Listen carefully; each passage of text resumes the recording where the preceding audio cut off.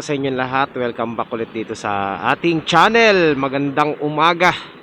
Ang oras po ay alas 9 ng umaga ngayon mga master. Tayo po ay babiyahe ulit sa ating lalamove. So ngayon, susubok tayo papuntang south, no? South naman tayo, Bacoor, Dasmariñas yan. Doon tayo babiyahe ngayon kasi para less traffic. So ayan po. Ayan, meron na ako nakuhang booking. Sakto, papuntang yan. Dasmariñas. Papartneran na lang natin yan ng kahit ano diyan. Full tank. So ito mga master, mag-o-opening tayo papuntang Dasmariñas kasi gusto ko makabalik din agad ng Las Piñas, no. So pagdating natin ng Dasmariñas, kukuha tayo ng booking pabalik ng Bacoor, Parañaque. Bacoor, mga ganyan, Las Piñas. O syempre, pick upin muna natin tong itong isa nating booking dito lang sa Mega Chalian, sa may paborito kong village pick upan. Wala tayong top up ngayon, kaya ang gagawin natin, meron pa akong 30 pesos na natitira dito, i-maximize natin to. Yung 30 pesos na yan, 35 yata. So kakailanganin natin kumuha ng dalawang booking na medyo malayo para kumita tayo. Tapos pag nag-negative na tayo, tsaka tayo kukuha ng credit wallet. Okay, so yan po yung game plan natin. Alright, so yan na. Ano kayang pipick upin natin dito? Unang pick up natin to mga master sa itim na block na gate. Hello po. Ma'am, good morning po. Sa Lalamove po ito, ma'am. Kayo po ba ang nag-book sa Lalamove po? Wala pong nakalagay na na note. Ma'am, Kristen. Kay Kristen po. Yan. Ma'am, saan po banda ito? Kasi nandito na po ako sa may sa may Gatchalian sa main road. Galing ako ng Castañas. Saan po banda, ma'am, yung Castañas? Phase po? Phase 3 po. Bali sa dulo pa po ito. Ang layo, no? Gate 3. Puntang Naga Road daw, Castañas. Mali yung mali yung mga pinpoint nila. Kailan pa matututo itong mga to? Sa pagpi-pinpoint. So una natin tong pick up. Partneran natin to ng iba pa. Dasmariñas, Cavite. First time kong mag-o-opening ng Dasma.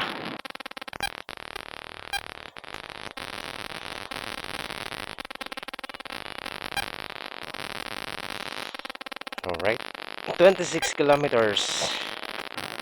Pambihira. Ito na, naglabasan na yung mga booking na natin, hinahanap natin. Pasaway. Mga master, meron na tayong booking papuntang Dasmariñas, pero kakailanganin natin makahanap ng kasabay nito kasi malayo din, 26 kilometers din. So hanap tayo ng maganda-gandang booking. Dasma, Imus, yan, Dasmariñas, Iuy, Parañaque. Ito, pwede ito. Tignan mo, naglabasan na yung mga paborito nating mga puntahan, no. Laging ganun no. Pag nakakakuha na tayo ng ibang booking, tsaka sila naglalabasan. Sana makahanap tayo ng kasabay. Update ko na lang kayo mamaya kapag tayo po ay nakachamba na. So ayan mga master, ang laman ng natin, ang laman ng credit wallet natin, balance natin is 37 pesos. So ito po, kapag i-deliver natin yung 200 pesos na yan, 40 pesos agad yun. So talo agad tayo. Kaya kailangan makakuha tayo ng dalawa dito, no? Labasan ng mga booking sa Taguig, napakarami, Yun yung mga booking na inaantay natin, Pambihira, Napunta tuloy tayo sa south. Okay lang. Ito yung challenge dito mga master. Yung paghahanap ng kapares na booking, no? Yung same way papunta doon sa ruta mo. Yan ang pinakamahirap. Madaling kumuha ng first booking, Ang mahirap talaga yung kukuha ka ng kapares kasi kailangan kapareho lang sa ruta mo, So hindi po pwedeng lumihis. Meron tayong pick up mga master. Puntahan na natin itong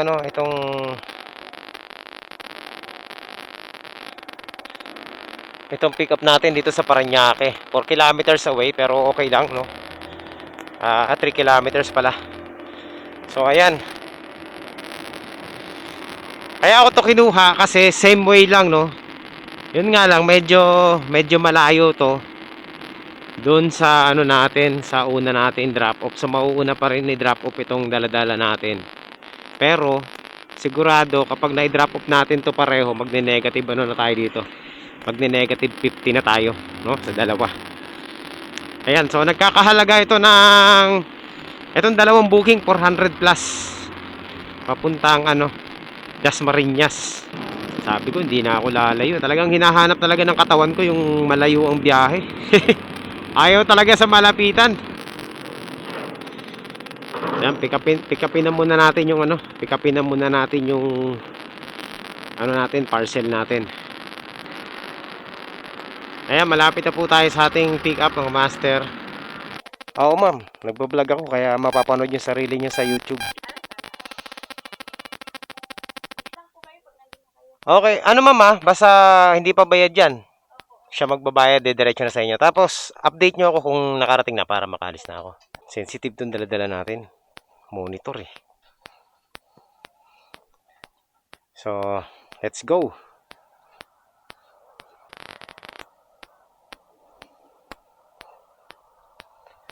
Sa ating drop off. Meron tayong mga pag-uusapan mga master na mahalagang bagay, no. Ang dami ko kasi nababasa sa ano eh. Ang dami na naman mga issue ng mga ibang rider sa ano, sa Lalabog. Ewan ko sa kanila. Masyado silang mai-issue, no.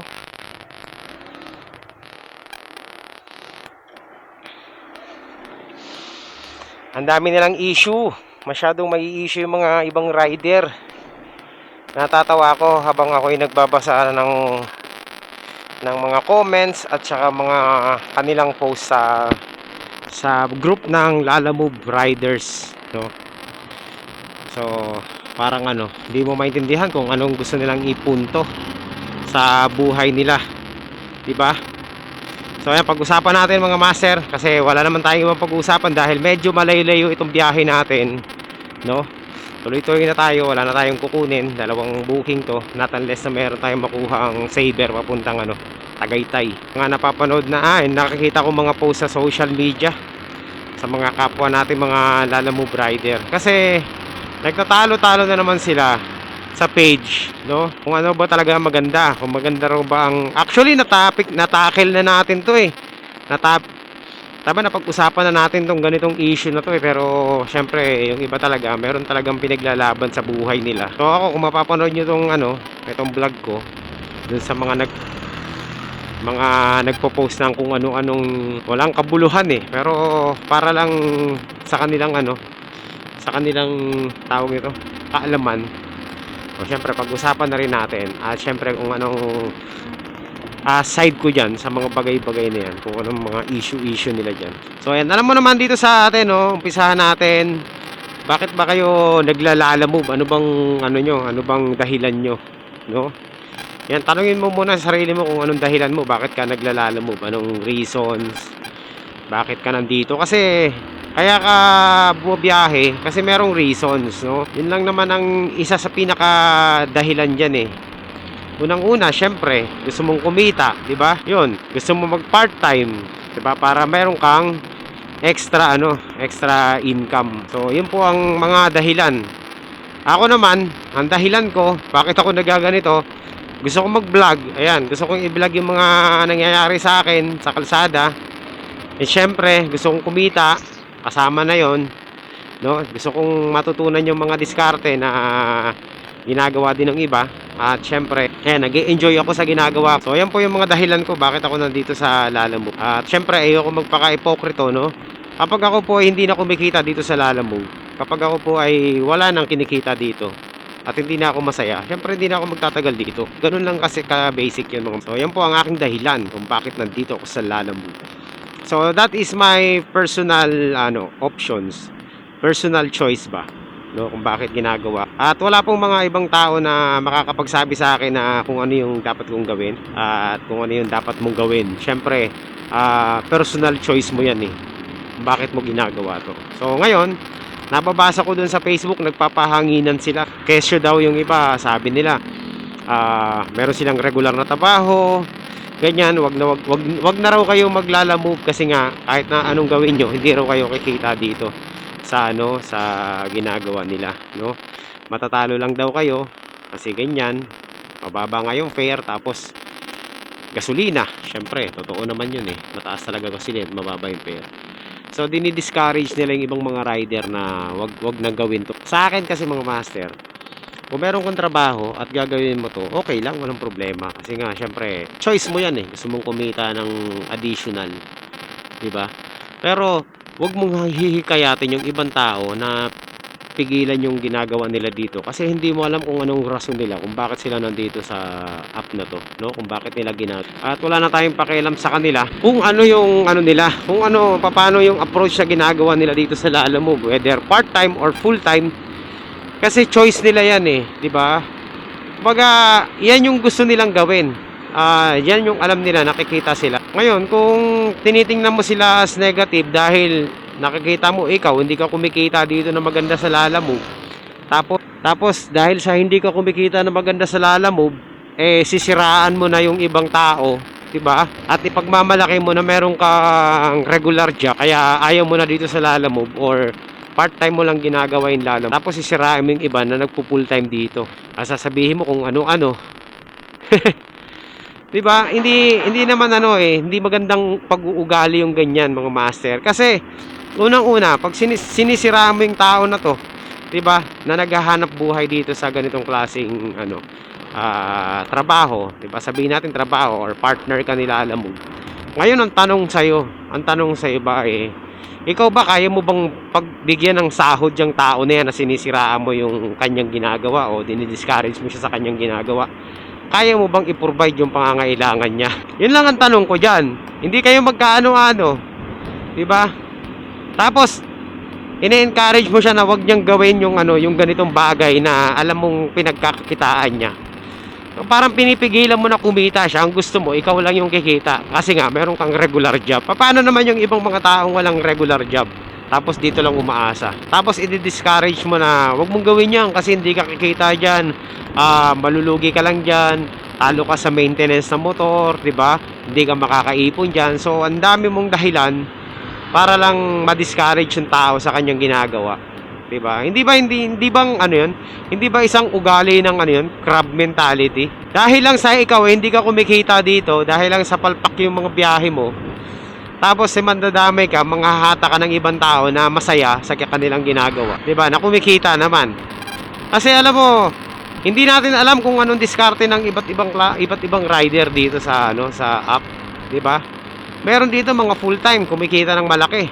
Ang gagaling dumiskarte. Tapos sasabihin mo hindi sila kumikita, 'di ba? Saka ano bang pakialam natin kung kumita sila o hindi? Hindi naman sa atin ang gagaling yung kanilang panggasolina at pangkain. May mga utak na yung mga tao na yan eh. Kung sa tingin nila na hindi na sila masaya, eh ano na, pwede ka na mag-quit. Huwag ka na mandamay, 'di ba? Hindi yung magpo-post ka pa sa social media para lang maghatak ng mga kapareho mong mga mahihinang nilalang. 'Di ba? Eh kung may trabaho ka pala, eh bakit ano pang ginagawa mo dito sa Lalamove, 'di ba? Tapos sisiraan mo yung ano, yung ibang tao na nagtatrabaho ng So kung doon pala sa trabaho mo eh kayang i-provide yung pangangailangan mo, ano pang ginagawa mo dito? Bakit nagsisiksik ka pa dito? 'Di ba? I don't think kailangan mo ng ano, ng extra income kasi masyado mong pinagmamalaki yung trabaho mo. Well, ako hindi ko linalahat. Hindi masama magkaroon ng trabaho, syempre yan ang magpo-provide sa ano natin eh, sa food sa ating table. Pero dapat magkaroon tayo ng ano, ng tawag nito, ng respeto sa ibang tao kung paano sila dumiskarte sa buhay nila, as long as na wala silang ginagawang masama. And if you can provide for them, no, sa kanilang pangangailangan, okay lang magsalita ka ng hindi maganda sa kanila, 'di ba? Sa kanilang ginagawa. 'Di ba? Kasi ikaw naman yung nagpo-provide. Pero kung wala kang ambag sa buhay nila, eh wala kang karapatan na magsalita ng ano, ng hindi maganda, 'di ba? So may kanya-kanyang reason kung bakit nandito sila sa courier service app, 'di ba? Isa rin sa kagaya mo, kahit na nagpo-post ka ng hindi magaganda, eh meron ka rin reason bakit nandito ka.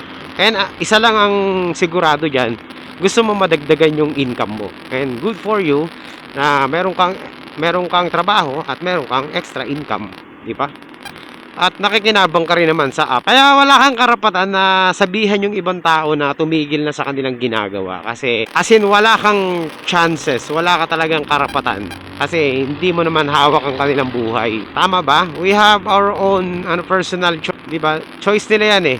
Paano kung yung iba talagang walang ibang pagkakakitaan? Anong gusto nila pag tumigil sila dito sa ginagawa nila? Anong gusto mo? Magnakaw na lang sila. Ganon, mang-hold up. Paano kung medyo mahina yung ng tao? Nung mahina yung loob ng tao, biglang nabasa yung post mo, nakaapekto sa kanya.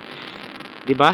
Imbis na meron siyang marangal na ginagawa, nag-quit dahil sa simpleng post mo lang na sinisiraan mo yung kanilang trabaho. 'Yon ang point doon mga master, 'di ba? Kaya wala tayong pakialam kung ano yung gagawin ng tao kasi hindi lang naman tayo ang Tapos pinagmamalaki mo kumikita ka ng kumikita ka ng 10,000.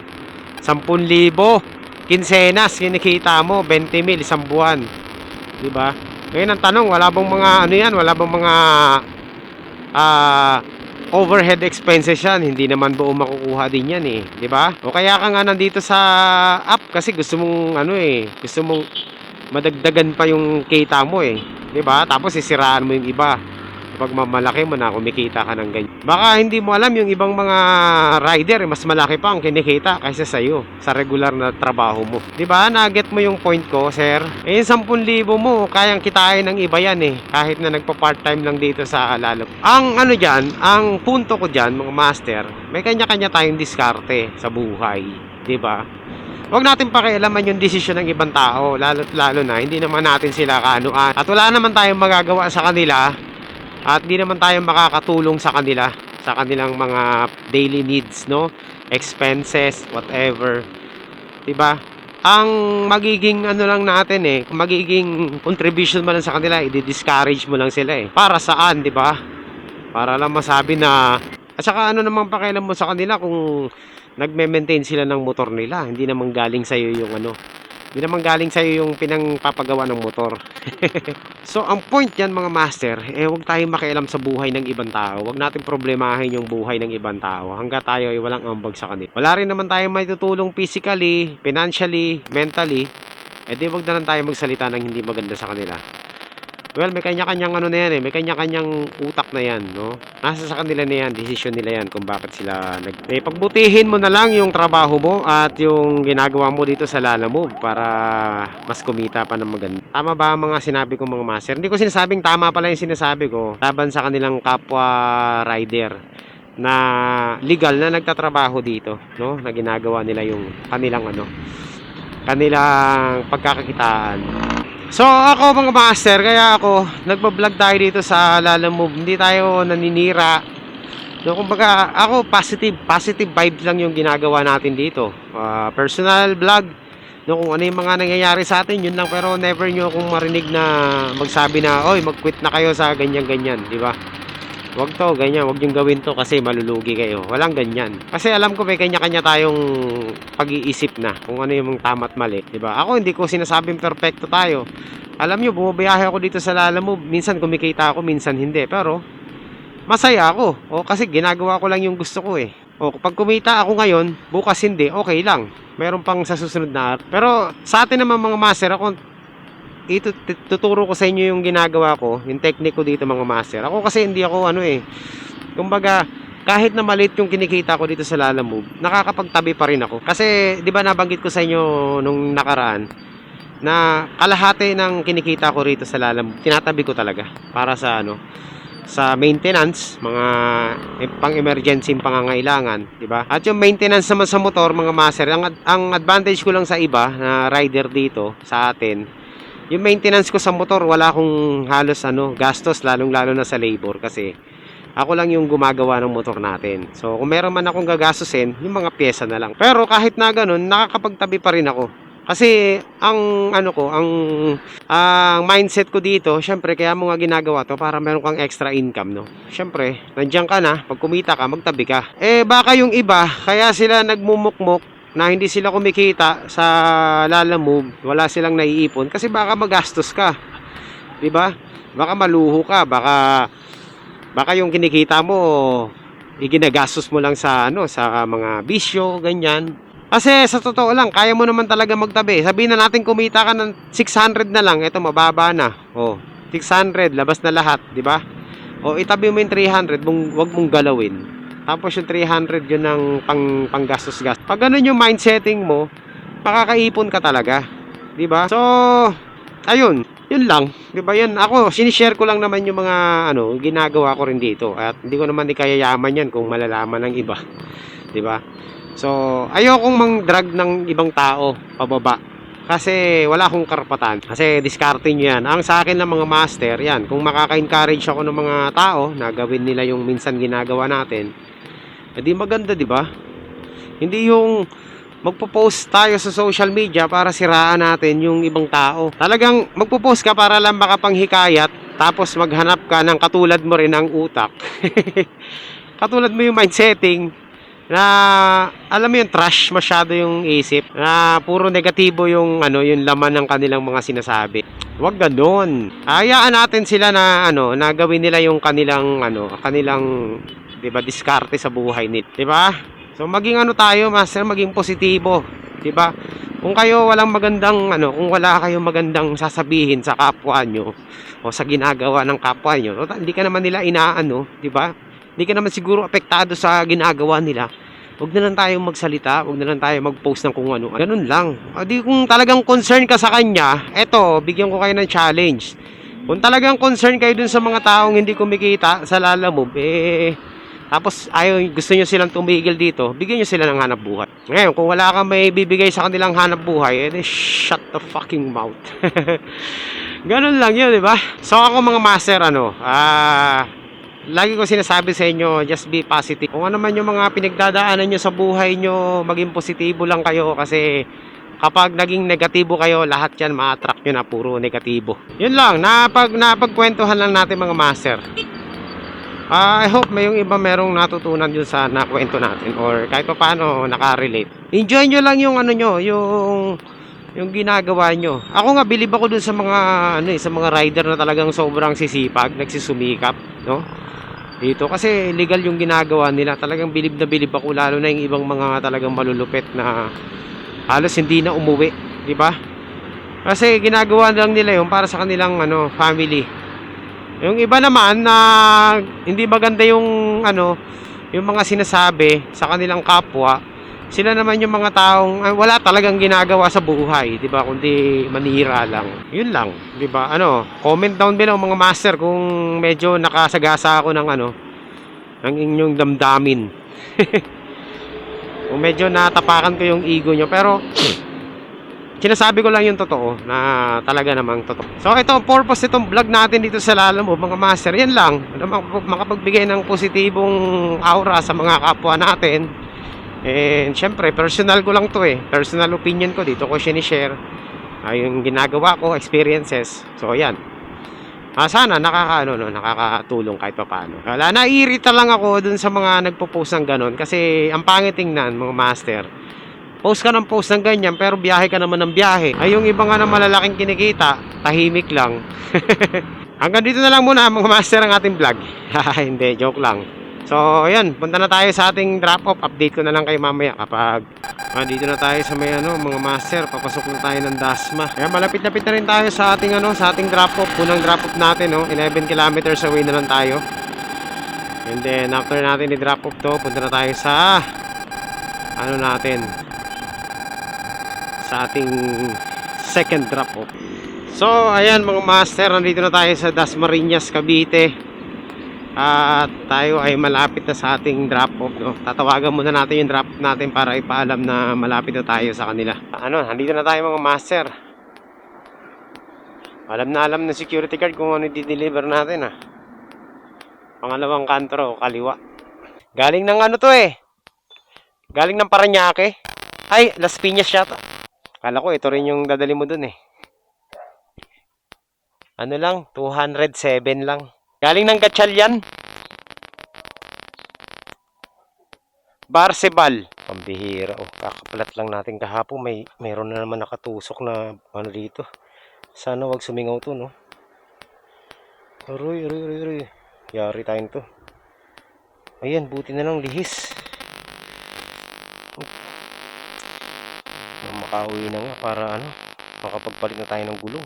Alright, so let's go mga master. Punta na tayo sa ating ano, sa ating drop off.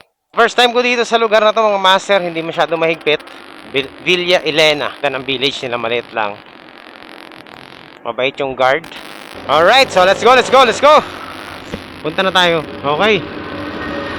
Malapit na po tayo sa ating drop off dito sa may General Trias.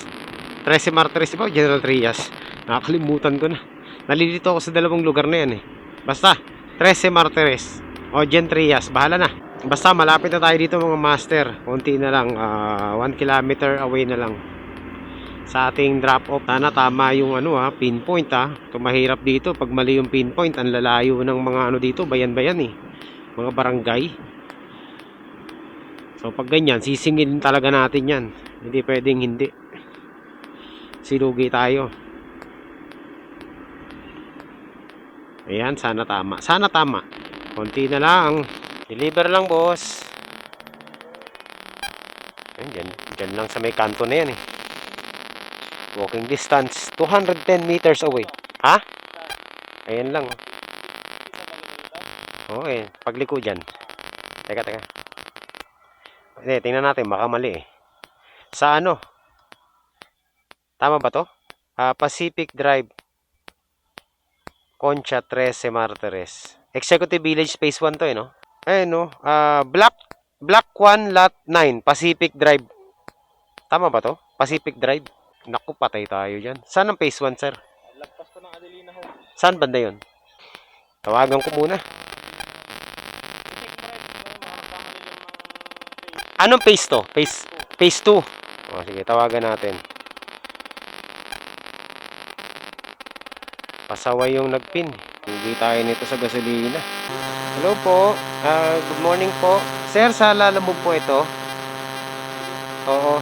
Sir, kasi dito yung pin address po ng drop off nandito po sa phase 2. Paano yan, sir? Pag ganito kasi ang ano kasi nito, sir, yung babayaran sa Lalamove, yung hanggang dito lang po sa ano, sa naka-pinpoint. 5 pesos lang yan, sir. Kung malapit lang naman, 5 pesos lang po per kilometer. Sige. So, add na lang kayo ng 25 po. Sige. Sige, sir. Okay. Okay, sir. Sige, sir. Okay. Doon nga, sa kabila. Dito pa, no? Okay. So, tingnan natin. Mali. Dagdag siya ng 25 pesos. Kung 5 kilometers, ha? Tingnan natin, mga master. Simula rito. Goy! Mali ang ano pinpoint Yan. Isingilin na lang natin yan. 5 pesos per kilometer. Ayun na, mahirap sa mga maling pinpoint no? Lagpas pa raw ng Athena. Hindi tayo pwedeng libre-libre lang, mga master. Ang layo nito oh. Malayo pa pala to. Agoy! Beverly Homes. Okay, lagpas pa raw dito. Tama ba to? Teka. Naisan po yung Pacific Town, Phase 1. Diretso pa. Okay. Thank you po. Layo pa. Tingnan natin kung gaano kalayo Tragis, papunta pa yata tayong Tagaytay na to Pero syempre hindi tayo papayag Ang gasolina natin naghihingalo na. Boss! Pacific Town 1, oo, Phase 1 sa Block 1, Lot 9. Ha? Deliver lang. Ha? Block 1, Lot 9. Ha? Oo. Ayun nga. Binili na sa'yo? Oo, diretso lang. Oo, mag-shoutout ka na. Shoutout! Promo natin yan. Ayun, mamaya, balik ako. Hanapin ko lang muna. Teka, dito ba nakatira si Mark Anthony? Ayan. Deliver lang. Oo nga. Sir, ang layo ng ng pinpoint. Okay lang. 5 kilometers lang naman. Bali, add lang 25. 236 lang. 236 lang. Lahat na. Ayan, shoutout natin to. Si sir. Shoutout, sir. Sa ano na to, di ba? 13 Martires ba to? Ayan. Ngayon lang ako nakapunta rito Ayan, shoutout na, boss. Shoutout, boss. Ayan. Thank you. Bukas to lalabas yung vlog. Sama kita ha, ayos lang. Okay. So ayan, shoutout kay sir. Ayan, so kahit na malayo yung pinpoint, okay lang. At least may tip. Grabe oh. Nakarating tayo ng ano, mga master. 13 Martires. Las Piñas to 13 Martires. Marinas sa may 13 Martires. Napilitan tuloy ako mag top up ng 100 pesos. Kasi hindi tayo makakuha ng booking pabalik eh. Dahil negative 46 na tayo eh. So para mabayaran natin yung yung negative 46, nag-top up ako ng 100 pesos. May matitira dyan na 54 o 53. No? O yun yung natin, gagamitin natin pangkuha ng booking. So meron na tayong top up ngayon sa sa Lalamove. Pwede na tayong kumuha ng booking pabalik ng pabalik ng Las Piñas o NCR. Ayan. So, pwede na. Wala tayong makuha ang credit wallet dito eh. So, balik tayo sa pangunguha ng booking, no? So, dito po sa natin, sa booking natin mga master, kumita na tayo ng 461 pesos. So, tingnan natin kung meron tayong makukuha mga booking dito, magmo-move forward tayo dun sa bandaron, no? Kasi dito, General Trias, baka mapunta tayo sa mas malayong part ng Cavite. Baka mapunta pa tayo ng Tagaytay. So at least meron na tayong meron na tayong top up, no. Pwede na tayong manguha ng mga booking dito. Update ko na lang kayo kapag nakakuha tayo, no. Wala pang lumalabas, oh. Wala talagang booking dito. Harapan natin, nag-aabang din siya ng booking. May mga master, mag-move forward ulit tayo kasi ang hirap kumuha ng booking dito. Ang dami ko na encounter na ganyan eh. Yung ibang mga rider, no, inaaway ng mga nagpa-saver kasi nagmamadali. Alam niyo dun sa mga nagbo-book ng saver, kung nagmamadali kayo, huwag yung i-book sa saver. I-book nyo sa regular booking, tapos maglagay kayo ng priority fee. Yun, kung talaga nagmamadali kayo, huwag nyo ilalagay sa saver booking kasi pag linagay nyo sa saver booking yung mga booking nyo na yan, asahan nyo na yan, matagal bago makarating yan. Hindi ako kumukuha ng saver kasi okay lang yan kung meron na tayong dalawang booking, tapos same way lang naman yung saver, okay lang. Pero kung saver ang uunahin natin, naku po, ayoko kasi mamaya wala tayong makuhang regular booking papunta dun sa saver na yun, masasayang ang oras natin, tsaka malulugi tayo, diba? Tsaka matagal tayo mag-aantay. Ayan, wala pa rin tayo makuhang booking Pababa na tayo ng Dasmariñas sa sentro, malapit dito sa Aguinaldo Highway. Baka sakali dyan makakuha tayo ng booking. So ngayon ko lang nakita dito mga master, no? Ngayon ko lang napansin na dito pala sa General Trias, ang dami pala ritong mga booking na saver. Ang daming saver dito papuntang NCR at saka Rizal. Kaya pala malalaki ang galing dito na booking. Dito tayo ngayon sa may Dasmariñas pa rin, sa may Emilio Aguinaldo Highway.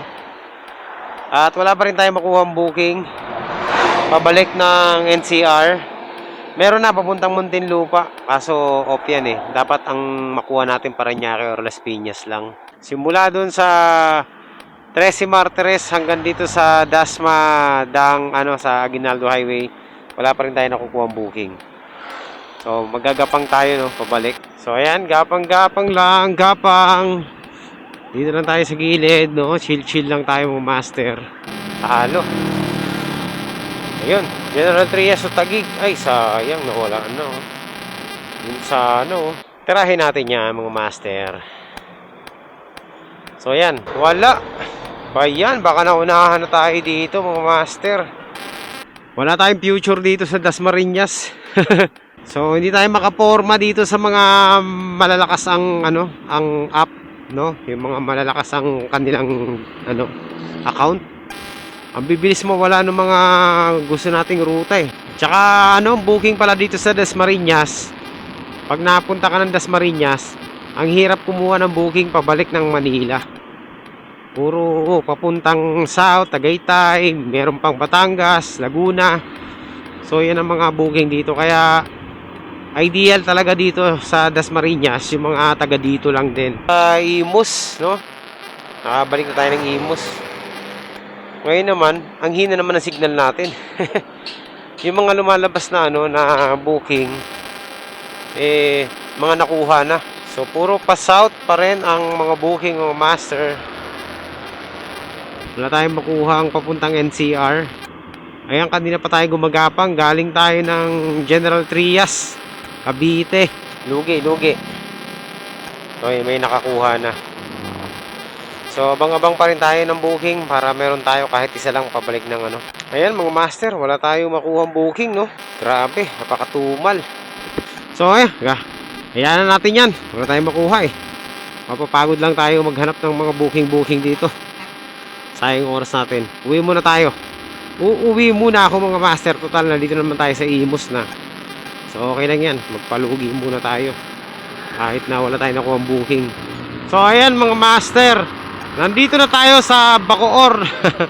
Bacoor. Ayan, alam nyo ba? Grabe, lugi tayo ngayon mga master sa totoo lang, no?